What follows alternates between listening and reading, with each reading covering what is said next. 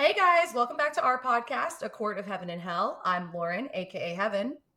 And I'm Ellie. I'm also known as Hel. And if you don't already know, we are a book podcast that is currently focusing on the romantasy series, A Court of Thorns and Roses by Sarah J. Maas. Today, we will be continuing our coverage of A Court of Wings and Ruin with chapters 11 through 15. The episode will include plot summaries of each chapter and discussions about characters, foreshadowing, themes, and world building. As of right now, I just want to give a spoiler warning. If you have not read all of the books in the ACOTAR series, then you want to sign off and go check out one of our other videos. If you are up to date and have read all of the books in the ACOTAR series specifically, you are good to go to listen to this episode. There will not be any spoilers for any other books in the Sarah J. Maas universe. If that changes at the end, we'll go ahead and give another spoiler warning then. Please see our show notes for content and trigger warnings. We are an explicit podcast for adults. Check out our past episodes covering the ACOTAR series. We also have plenty of episodes out about other popular romantasy novels. Lastly, take some time to rate and review us, or if you're watching this video on YouTube, make sure to like and subscribe and let us know your thoughts in the comments. And let's get into Wings and Ruin. Beginning with chapter 11, part 2 starts off with Feyre and Lucien escaping into the Autumn Court with their powers still not back. They arrive at a cave that Lucien remembers from his time there. Feyre wonders if Rhysand noticed that the bond disappeared between them two and feels utterly helpless without her magic. The cave is to be their shelter for the night, and they question each other's intentions. Lucien went with Feyre because of his mate being in the Night Court, but on the other hand, Feyre was going to leave Lucien in the Spring Court. They both feel upset at each other as they go to sleep for the night, but Lucien finishes off the discussion with saying that his father will kill Feyre for having some of his magic. The following morning, still not knowing if they're allies or enemies, Lucien and Feyre decide to set off to the north while they still wait for the powers to return, so either they can winnow or Feyre can shout for Rhysand down the bond. But they have to be careful because they will be going towards Baran. There's a time jump to 5 days later and still no powers. They are still trying to make their way through the Autumn Court while not speaking to each other much. Lucien does mention that since he is the youngest of 7 sons, he wasn't really needed, so he spent his time doing more learning, fighting, and getting to know the lands compared to his brothers. Feyre questions if he'll ever want the crown to the Autumn lands, and he says nobody has ever asked him that before, but the bloodshed, meaning he'd have to kill his brothers, would not be worth it. He brings up his past lover, Jessima. She was one of the land workers in the Autumn Court. When she died, the people turned against him, thinking it was his duty to protect her. The pair are finally almost to the border of the Winter Court, but it will still take them a day or two to reach it. They settle down for a night in another cave, but have to risk a fire. Feyre is awakened by someone grabbing her face, and it is none other than Lucien's brothers. Chapter 12. Lucien's brothers hold knives to their throats and say that their dad wants to see them. They have heard the rumors that Lucien and Feyre ran away together. Feyre then realizes who one of the brothers is, Eris, and what he did to Mor. As the brothers make them stand up and walk towards the cave's opening, Feyre is able to smack Eris in the nose, and luckily her magic is somewhat back, so she engulfs the cave in flames as they run out. Eris goes after them, but the flames make the cave opening crumble, leaving the brothers, but also their pack and supply inside. They run as fast as they can through the mountains to escape. It is freezing cold, so they must be near the Winter Court border. Lucien wants to continue along, but Feyre knows it's very dangerous to be cold and wet, so they once again find another cave for the night. Lucien asks Feyre to tell him about Elaine and learns that she is engaged to a human male. They survive the cold night, and the next morning they make their way to the Winter Court, but it's still absolutely freezing, and they have to cross over a huge sheet of ice over a lake that will take days. As they're walking on the ice, they see 3 figures ahead. It is once again Lucien's brother, and Eris is holding fire to melt the ice that they are on. Oh my god, this is the chapter. Oh god. Oh, this chapter lives rent-free in my head. Oh my god, it's such a good chapter. Okay. Ooh, okay, here I go. I'm so excited. Chapter 13. Lucien and Feyre start running as the ice begins to crack under them. An arrow almost hits them, and they begin to sprint in zigzag motions. Feyre uses her Winter Court abilities to refreeze the ice in front of them, trying to buy them time. Eris and the other brother appear directly in front of them as the brother aims an arrow for Feyre. She tries to dodge it, but it cuts the side of her face. The next arrow hits her forearm. Eris has them now surrounded by the melting ice, but Feyre's arm begins to heal, so she knows most of her magic is finally back. She blasts him with white light and begins to run again. She's not fast enough as Eris winnows in front of her and hits her. He drags her by her hair right back onto the middle of the ice. They bound and gag Feyre with fire, but suddenly a giant shadow slams into the ice. Boom! It is not a shadow, but Cassian! Oh my god. Oh my god.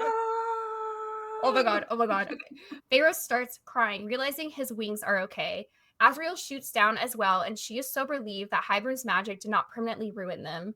Cassian tells Eris to let go, and Feyre is able to use his training to get away from him.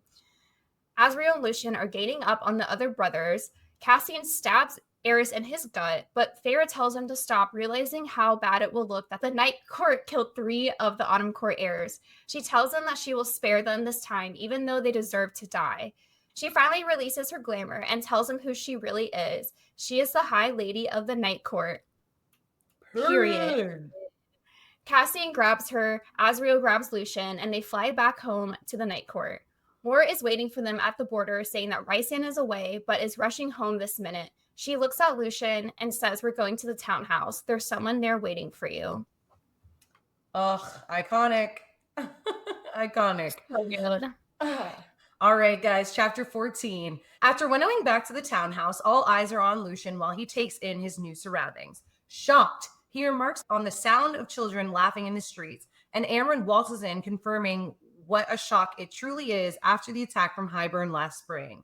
Feyre introduces him to Amren, and he questions exactly where they are. Feyre tells him her home, Valaris, and he responds with, "And you're the High Lady?" Before Feyre can respond, a voice like velvet replies for her, confirming it to be true. Overwhelmed at the sight of Rhysand, Feyre drops to the ground, finally processing the last month. Without hesitation, Rhys kneels in front of her, comforting her, before picking her up and carrying her upstairs while telling everyone else to get lost.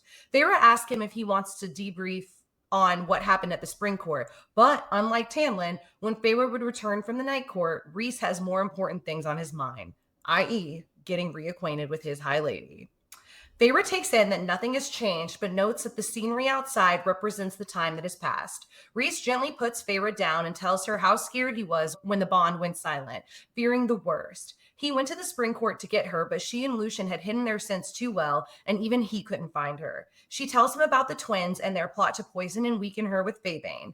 Rhys is glad to hear that they are dead and fills her in on the state of things at the Spring Court.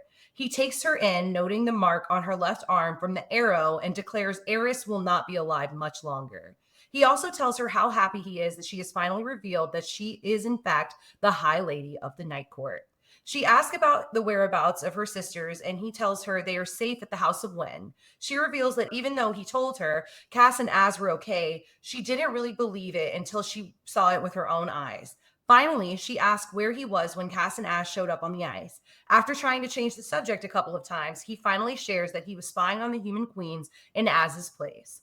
Feyre is big mad that he would risk himself by going out alone, but she lets it go, deciding that there are more important things in that moment.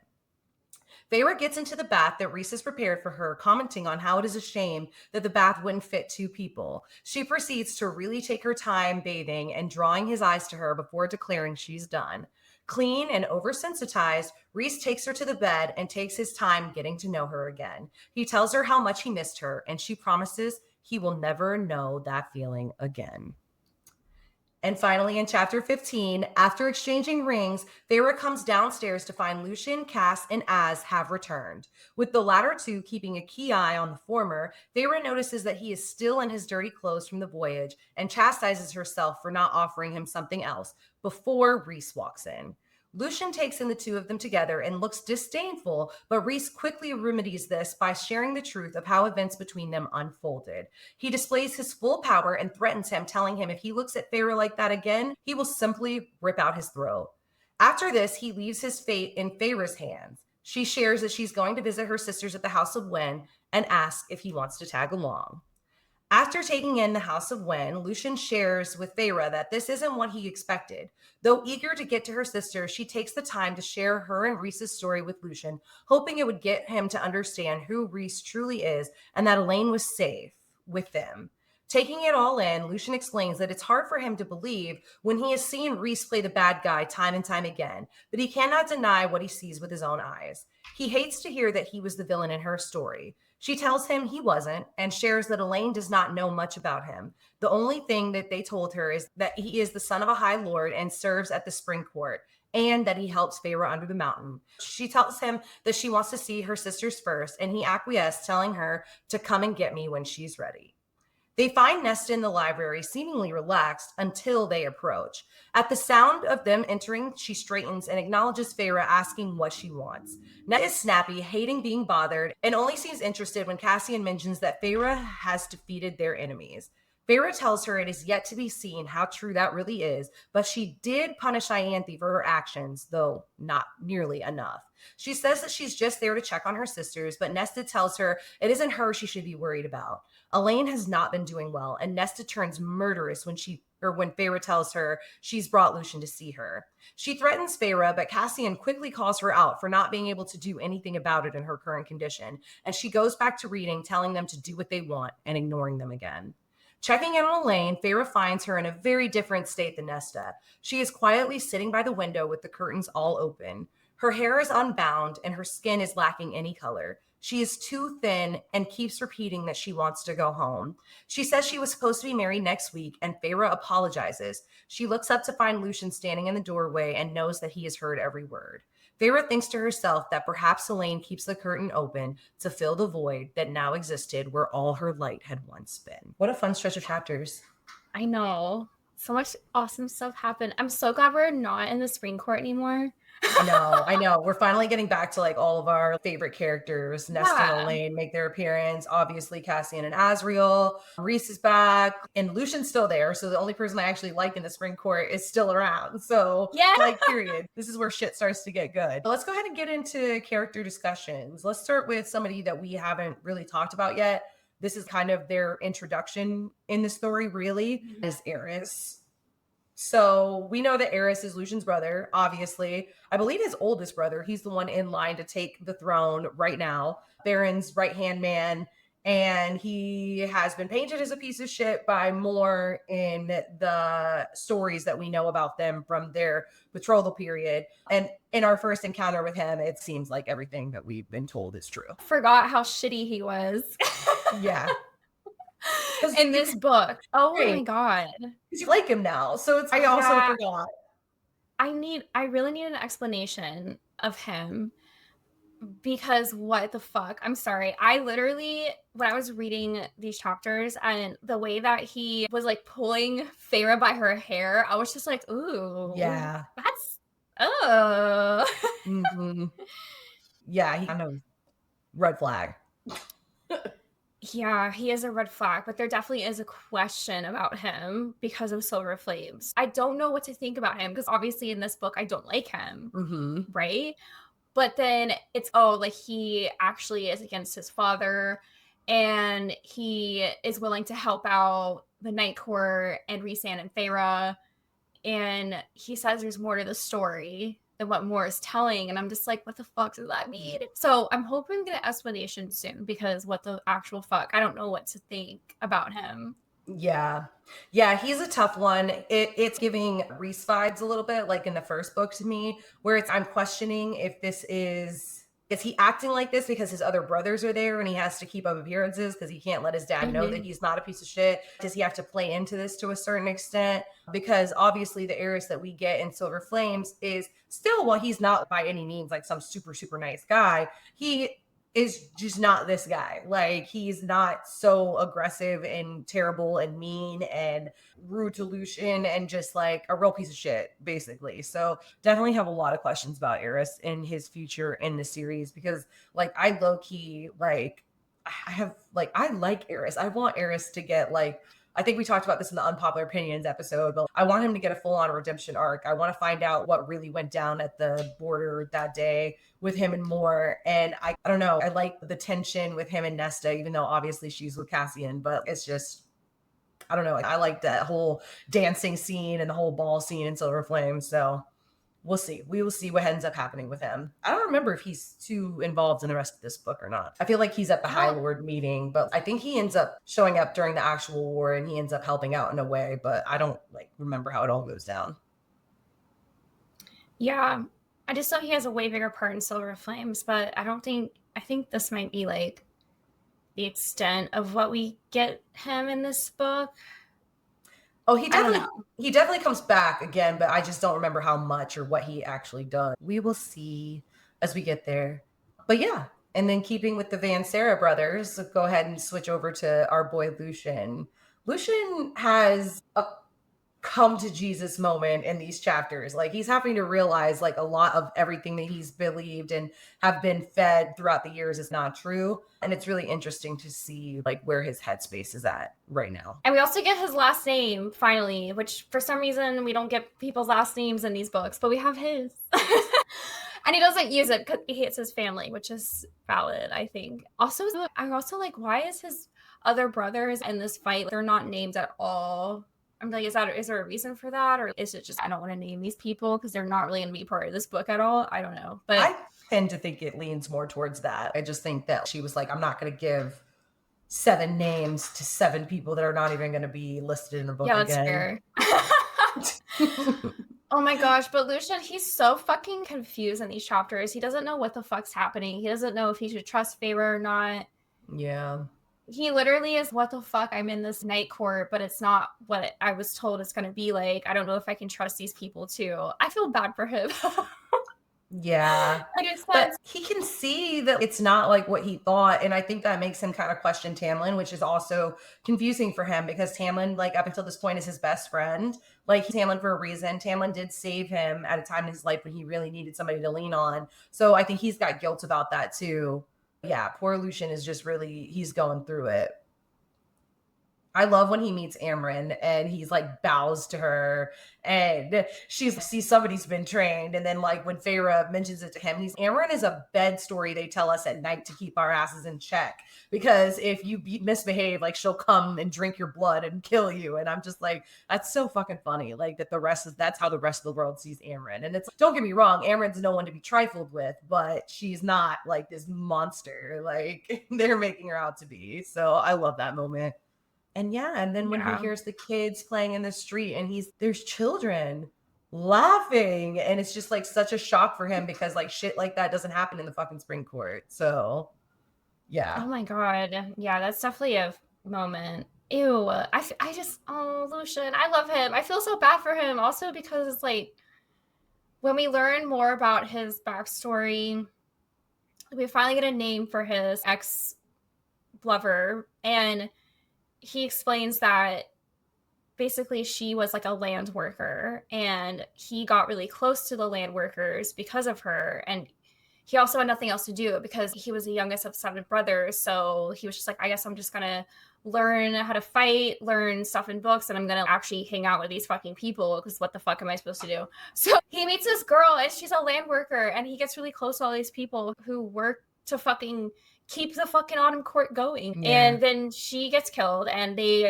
all of the other workers really turn on him because they feel like it was his fault that he wasn't able to protect her. And I'm sure that is very heavy for him to come to terms to, which is really sad. It's not his fault that happened. And I feel so bad for him. And now he's like, his best friend's a fucking psychopath. He's on the up and up. True. That is true.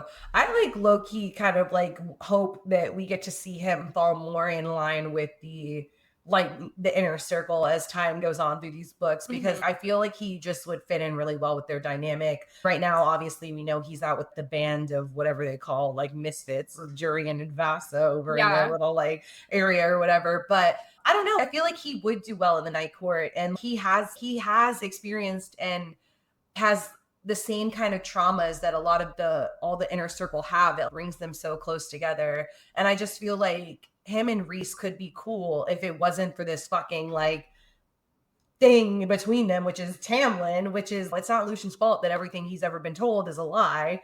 And it's not Lucian's fault that he trusted Tamlin because Tamlin really did save him and was there for him when he didn't really have anybody else. So I understand why he has that bond with him still and all of that. So I don't know. But if Lucian and Elaine end up being a thing, like I am really interested to see how he fits in with the dynamic of the Night Court and their inner circle, or if they'll even be a thing, if they'll end up going somewhere else and doing something on their own. I have no idea, but definitely, as always, I can't wait till we finally get more of his story. Oh man, that makes me so sad, like thinking about, not sad, but like it just makes me think so hard with him potentially, hopefully, I don't know, we'll see, having a part in a Night Court. But also, I'm like, I don't know if that would happen, just because he does have 2 different courts he could be heir of.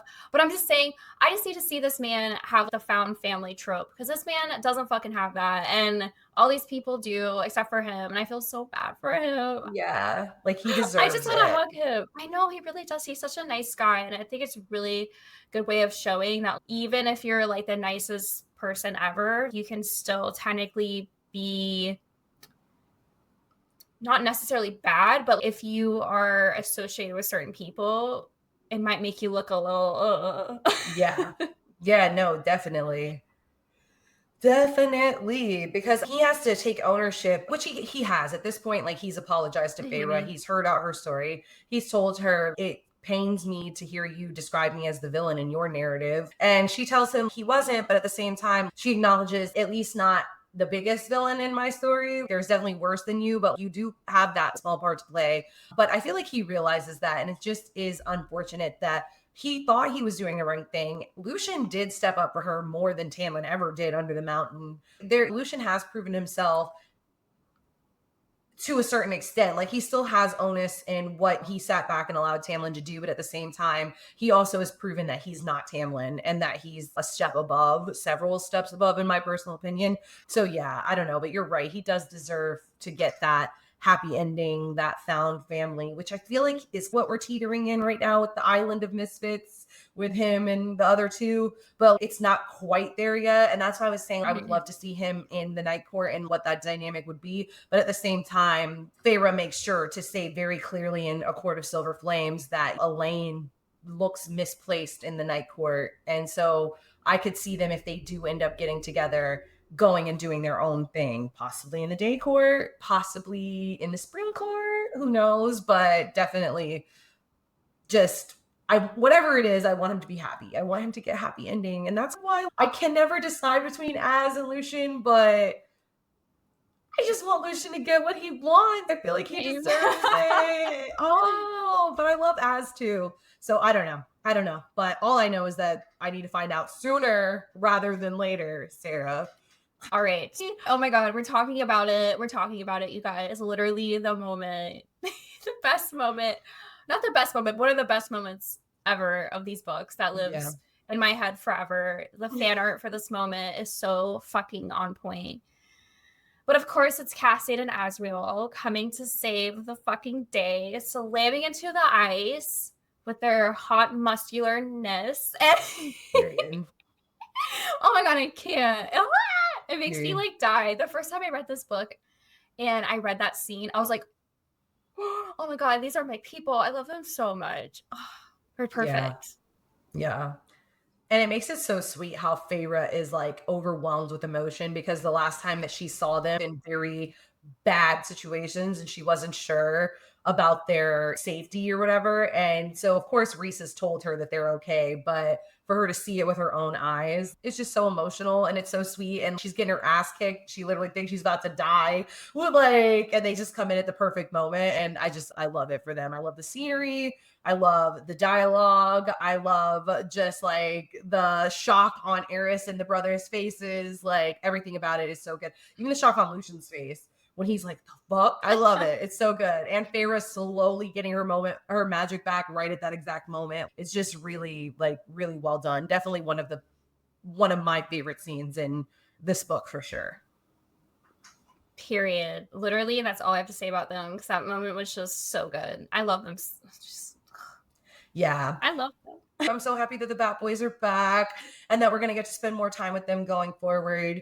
But then on the other hand of the Bat Boys, we have their future partners, maybe in their future situationships.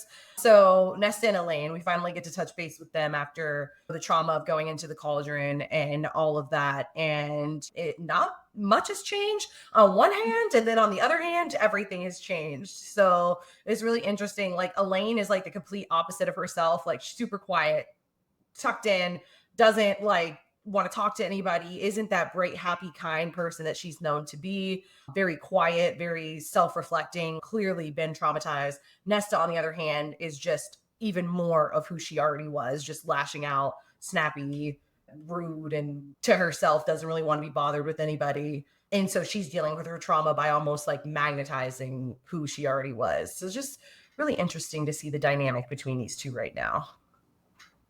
I love how they are. Low key. Okay, it just makes sense. I'm just saying it makes so much sense if they went through this awful thing where they don't have a choice over their bodies and now they're living in a fucking Fae realm that they've been taught is the world, the hell of the fucking world. Don't go there, they're gonna fucking eat you. They eat you, bitch. So now they're living there and it's like this nice ass palace and they're like, what the fuck? And it's also like, where's my sister? I don't understand what's going on. But just, yeah, a complete opposite sides of the spectrum. And I think it just makes sense of like how they both are reacting to what happened.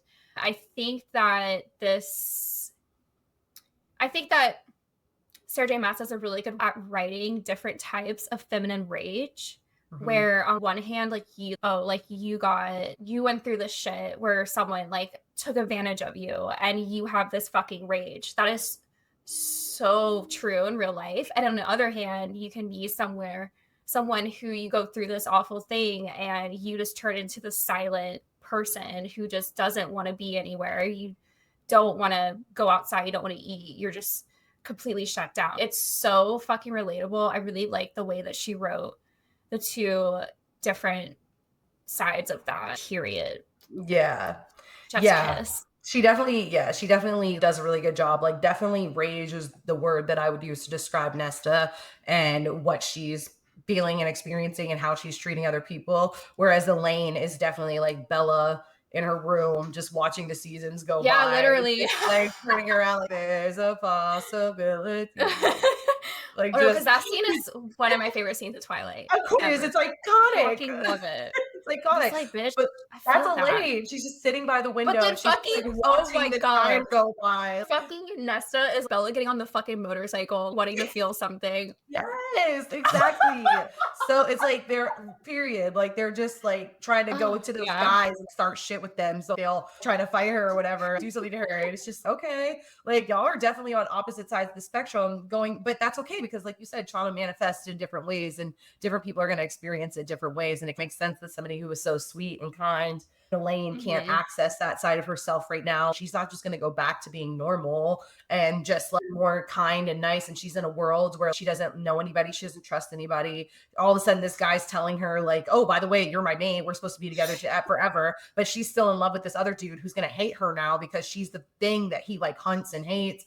And then on the other hand, Nesta is just like pissed at the world and just doesn't know how to like channel her emotions in a healthy way, which is honestly something she's never really known how to do. Like with her compounded trauma from before the cauldron even happened, she already was struggling with how to handle her emotions in the best way all the time. And yeah, it makes a lot of sense. And they both got very long journeys to go on until we get some sort of culmination. I don't even know if Elaine had to this point in the series has hit that point yet where she's totally okay and able to even talk about what really happened to her and acknowledge it, which is a big part of healing. And yeah, it's just really, and then poor Feyre is just caught in the middle because she never has been super close with either of her sisters, to be fair. But I don't think that she like obviously loves them. And this is not something that she would have wished on either one of them. And I think it's hurting her to see both of them having to experience this and having to go through it and feeling like she had a hand in it in some ways, because if it wasn't for her, they wouldn't have been in this situation. At the same time, it's not Feyre's fault at all, because it just a lot of things. If you want to go back that far, if Feyre hadn't have had to be hunting in the woods because anybody else stepped up and did something to help out, then she would have been in there to kill the wolf in the first place, and none of this would have happened. There's no use in blaming people, but I feel like everybody feels like there's a certain amount of blame that they have to take on in a situation. And yeah, like you said, Sarah J. Maas just does this kind of writing so well, like where these characters are all going through things and experiencing trauma and trying to overcome it, live lives that are fulfilling. And it's just, I love reading about it and I love experiencing it and seeing the different types of people, because nobody's the same. Nobody's going to act the same way to things happening to them. And yeah, the same exact thing happened to Elaine and to Nesta, and they're both experiencing it completely different. And I just think that's the human condition. We get so many good point moments with both of them coming to terms with their power later on. Mm-hmm. Oh, I love Cassian like goading Nesta. What are you going to do about it? You don't even want to acknowledge that you have powers. You definitely are just sitting in here on your ass reading every day, not training or doing anything to learn how to protect yourself. So what are you going to do if I bring Lucien into the room? What are you actually going to do? Hilarious. Like, I'm just going to stare at him and make him feel uncomfortable. Yeah, literally. Oh my God. Also, this is like the moment that like they're looking at her. You're reading romance? Yeah. They're like, wait. I'm like, girl, that's so me. That's so us. Like, us in a chair, and people come in. They're like, hey, like, what? I'm reading, bitch. Oh, literally, get the fuck out of my room. Like, why are you in here right now? Like, I'm enjoying I'm literally at the good seat. I love that for her. I love that. I also think it's just funny that they're all shocked that she's reading romance, because it's. I know. Because they're like, you romance? Yeah. I'm just a girl. Okay, I'm just a girl. Really, I'm just a girl. Just a girl stuck in this place with a bunch of weirdos I've never met before. Leave me alone. Let me read in my little fucking love stories. The smuttier, the better. But yeah, so speaking of Feyre, we talked about her a lot. She definitely has a great moment in this. Cassian and Az show up. Her magic is coming back, and then she gets to declare that she is to the world, I'm High Lady of the fucking Night Court. Fucking period. God, that whole scene is just literally perfect. I wouldn't change a thing about it. It's so good. Yeah, it really and is. And then Lucien is just hot. He's like, excuse me? Lucien is so... Oh, I feel... Okay, another reason why I feel bad for Lucien, not like to circle back to him, but I have to. No one communicates with him. That's so true. No one tells him what's going on. He's just like the dude on the sidelines that's just, oh, okay, I'll go along with this. I don't know. Oh my God. I love him. I love him. I just like want to like make him like just give him a little hug and just be like, it's gonna be okay, Lucien. I don't know. Yeah. Lucien and me would be besties. Like if this is real life situation and I'm Feyre, like Lucien's gonna be my right hand man. Like I love Cassian and Azriel too, but those are Rhys's guys. Like even though they clearly, even though that is another thing that just makes me, it like almost brings me to tears, like how much they love Feyre because Rhys loves Feyre.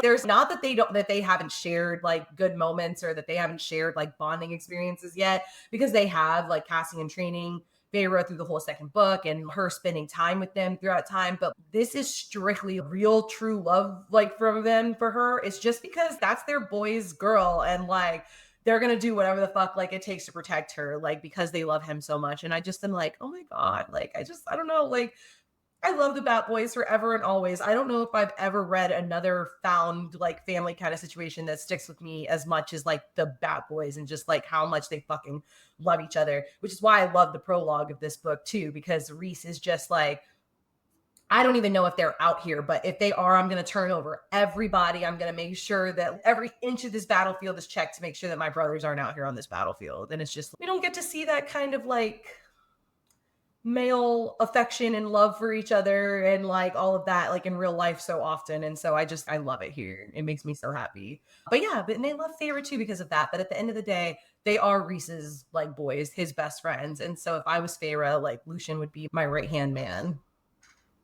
I love Lucien. He's one of the best characters in this book series. I mean, he really is. He's like perfect. He's complex, and he's not, I was going to say he's not perfect, but he's perfect because he's not perfect. Like his imperfections are like adding to his character.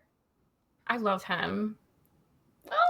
He's like he's not imperfect in a red flag kind of way, in my personal opinion. Like he's more just, I mean, I guess like being a bystander, there is a certain amount of like responsibility in that. But at the same time, like, I don't know, it's like he's not doing fucked up shit. He's just in a fucked up situation. So, but yeah, no. Sweet baby Lucian. He'll always be sweet baby Lucian. But yeah, so, and then we finally get the reintroduction of our Lord of Darkness, the original Bat Boy, Violet Eyes himself, Rhysand, steps back onto the fucking scene. And of course, he does it in just the most cavalier fashion. Feyre's literally talking and he just pops up out of nowhere and he's, yes, indeed, she is. And Feyre just falls out on the floor like, oh my God, Rhysand, you're finally here. And they have a whole moment. Rhys kicks everybody out of the room, carries her ass upstairs. I love this. But I also love the juxtaposition to the Tamlin and the Rhysand like situation, because it's just like such different reactions for when like Feyre comes home after a long time away that they both have. And I love that she puts that in there and makes it very obvious. No, this is how these things are different. This is why this relationship is working and this relationship was not working, for anybody who was confused. Tamlin's like, tell me everything you know. Like when she gets back and she's like, yeah, he's like, espionage. I need you to sit down and draw a map. Tell me everything you saw. Yeah. Mark the X's. What were their names? Where was this? And she's, don't you just want to say hello to me? And he's, no, I need to do all it's fresh on your mind. On the other hand, Rhys is, she's, don't you want me to tell you what happened? He's, there's time for that. I haven't seen you in a month, baby girl. We're going upstairs. We're going to a private place.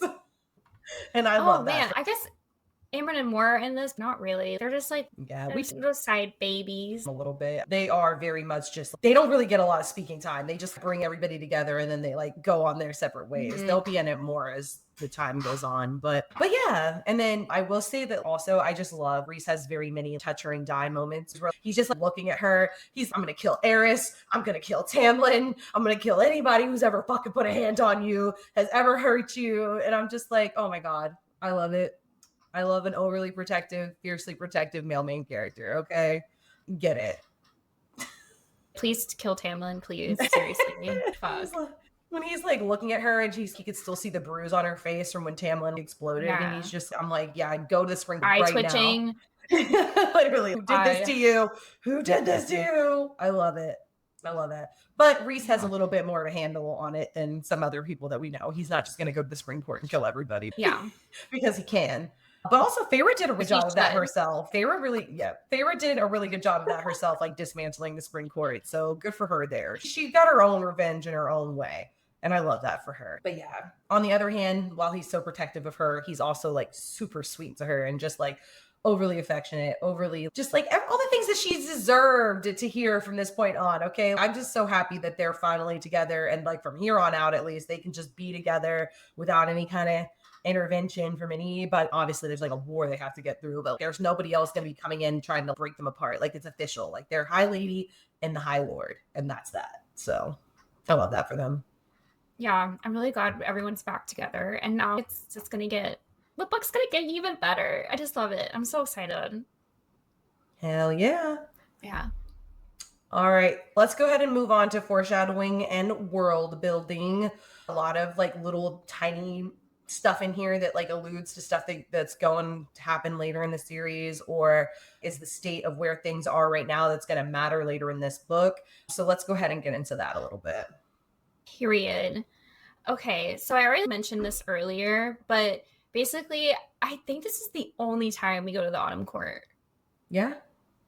I'm pretty sure this is like really the only time we actually see the Autumn Court. We don't see too much of it, but we do see a little bit of it. Like we do see where Lucian grew up.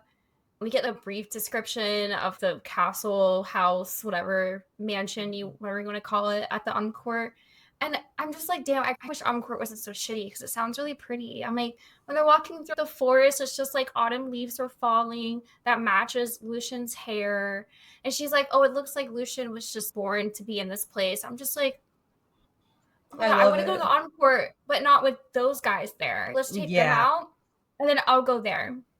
Yeah. Okay, I'll go with Lucian. I'm definitely like, if I'm not at the night court, I'm at the autumn court. Those are my two options as a girly. Fuck the spring court.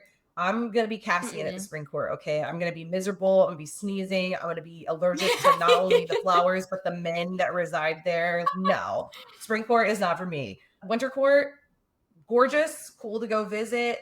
put on a coat, check it out for a couple days, take my ass back to the autumn court, okay? Summer court, way too fucking hot.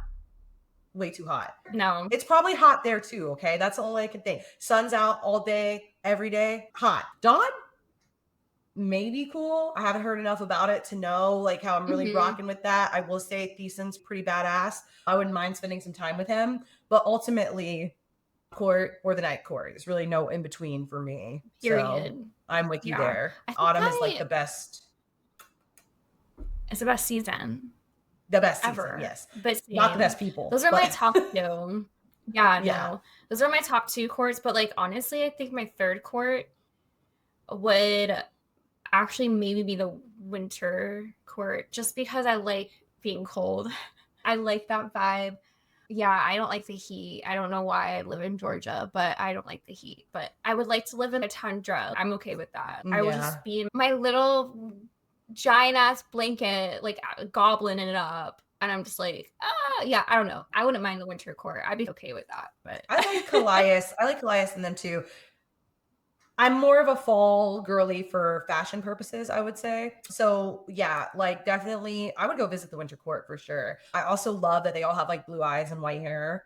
I'm here for that too. I'm here for the aesthetic of it, but like actually never being able to leave without a fucking 12 layers on, probably actually not gonna work for me. But I will come visit you at the winter court. Okay, period. We can hang out and we can build like snow forts and shit and do all the fun stuff, and then I'll go back to the Dawn court and we and you can come visit and we'll just like let's do whatever. I'm gonna look I'm gonna look so weird in the winter court. I'm gonna be like opposite of them. It's gonna give like a Snow White vibe. Ooh. Long black hair, really pale skin, red lips. The photos I could take there. Ooh, girl, you're not wrong about that. It's giving lion witch in the wardrobe before the snow melts. I'm here for it. Anyway. But yes, what I would give to live in a fucking fantasy world, let me tell you. But yeah, no, you're right. The autumn court definitely sounds like a place that I would be happy to be at if it wasn't for the people there. And it makes me so sad to leave because I feel like he was probably happy there too. And it sucks that he had to leave, but also if they had done that to me, I'd have gotten the fuck up out of there too. So yeah, hell no. Deuces. I'm not hanging out here. But yeah, speaking of Lucian, we find out in this stretch of chapters something that's very interesting to me and really caught my eye. And that is when they're talking to Lucian, and Lucian is talking about how because he was the seventh brother, he picked up all these skills and he learned how to be really good with people and how to do like the business side of things, but also the people side of things. And because of that, he ended up being like the most suited to actually being a High Lord. And that is technically like why his brothers targeted him, even though he's the seventh son and literally probably had no chance of ever becoming High Lord because he wasn't going to kill all of his brothers to get to the top. It was the fact that he would have been such a good High Lord that made him a target in the first place. And that's just really interesting to me because we know that he technically is the single heir of a High Lord and an even higher High Lord than his supposed father. And because of that, it is very interesting to me. I'm like, was this kind of the setup for he's going to be an amazing High Lord one day and he's going to end up like taking over for Helion? Now, I have mixed feelings about this because at the same time, obviously, as much as I would sit here and read these books from now till the next 1,000 years, give me the next 1,000 years, tell me what happened. I don't want to see anything bad happen to Helion because I actually really love him too. So it's like, what would have to happen for Lucian to become High Lord of the Day Court? I don't know. Which is why I've always played out that I would be okay with him taking over the Spring Court for Tamlin before him taking over the Day Court, because I just don't want to see anything happen to Helion. But with that being said, I do think either way, however that works out, I do think that this is like that little nugget of information of like her just setting up, wouldn't he make a great High Lord? Couldn't he do the job? He could. Something to that. But yeah, no, Lucian, now, there you go. Whatever kingdom he ends up taking over, I'll go live there. I was literally about to say that. I was like, the only time I would ever want to live in the Spring Court is if he's the High Lord. Yeah. I'm going to be like, okay, I'll go to Spring Court. Tamlin's dead. Oh, bye. Bye, bitch. Absolutely. At least one of my allergies is gone now. So... yeah, literally. Now the air is better to breathe for some fucking reason. For some reason I can breathe again. God. Hilarious. But yeah, no, I don't know. We talked about it so many times, but I know Lucian's got big things like coming for him, and I just can't wait till we Mhm. finally get to see this all work out. I hope he gets his girl, even though I don't want Az to be upset. I hope that he gets his crown. He gets to be High Lord of a kingdom. Like, I hope he gets to find his family. I hope that everything just works out and he gets to be the happiest kid on the block because I love him so much. Ever since he promised the rune on a string, I've been a Lucian fan, and I don't know else to say it. He can do no wrong in my eyes, even though he's done plenty of things. He's so good with me.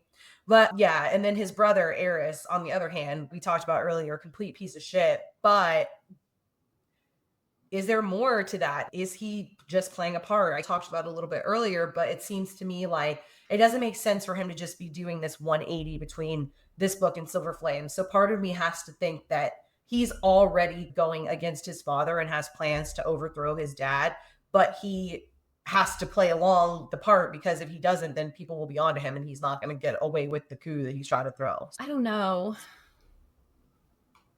It's part of me is like holding out for him, but I don't know. I don't know what to believe because I'm like, he could be like, okay, there's like multiple possibilities, but it's like either he's gotta fuck over his dad, which like I guess he already is doing, or he's just trying to get close with really powerful people so he can fuck over them. And I just don't know. I just don't know. So for me, he's like very much in the middle of I'm not sure if I trust him or not yet.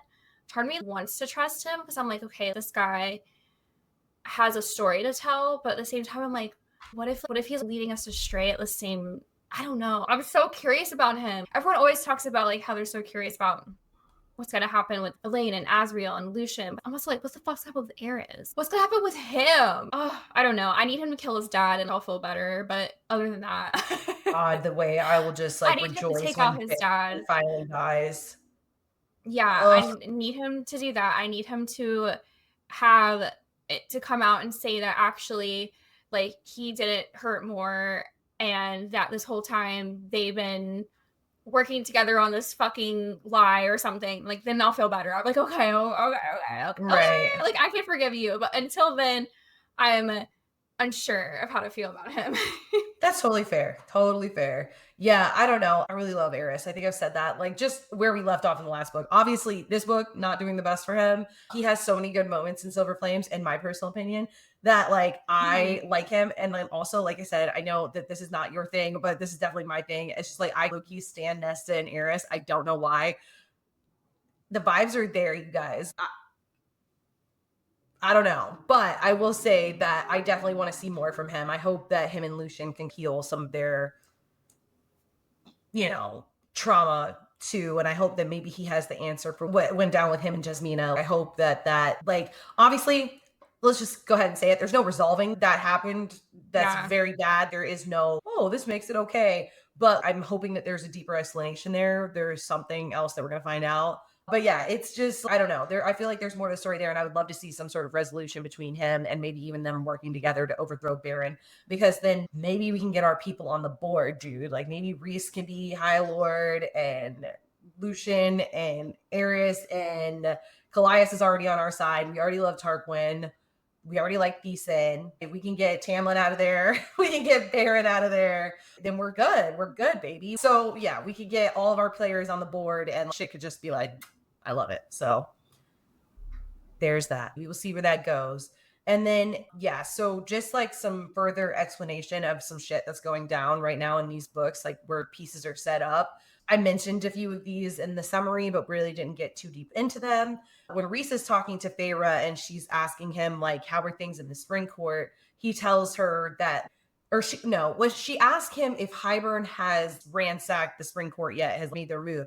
And he was like, no, they haven't yet, but they didn't really have to because of what you did. And he's apparently like the spring court is basically dismantling itself in a domino effect from all of the things that Feyre did while she was there.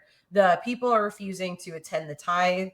You already have people that have left to go to other courts. You have whispers of rebellion in the street, basically. And then it's straight up, Feyre has made herself this godlike figure to them, and everybody is pissed at Tamlin because he allowed for to run her off. And the people are pissed about it because they look at her as like this holy person ever since the whole Ianthe moment where she stole the sunlight. And I just think that's fucking hilarious. Feyre has single-handedly broken up the Spring Court, even though she didn't have to get violent or do anything with anybody. She had to kill the Amati twins, but fuck them. And then Ianthe, apparently, which I think that this does come back. As of right now, Ianthe is locked in her temple and she's refusing to come out because of like the damage that Feyre did to her hand and where things are right now with her.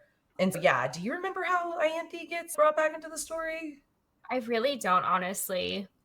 Okay. I just remember that she's at the Weaver's cottage. Yeah, I remember that too, but I don't remember why. She starts working with Hybern again, obviously. I think about Tamlin. Has to. I don't know. But anyways, we'll get there. We'll figure it out. But yeah, as of right now, Ianthe is in hiding and Feyre did a real good number on her. She's not going to be fucking around with anybody else for a minute.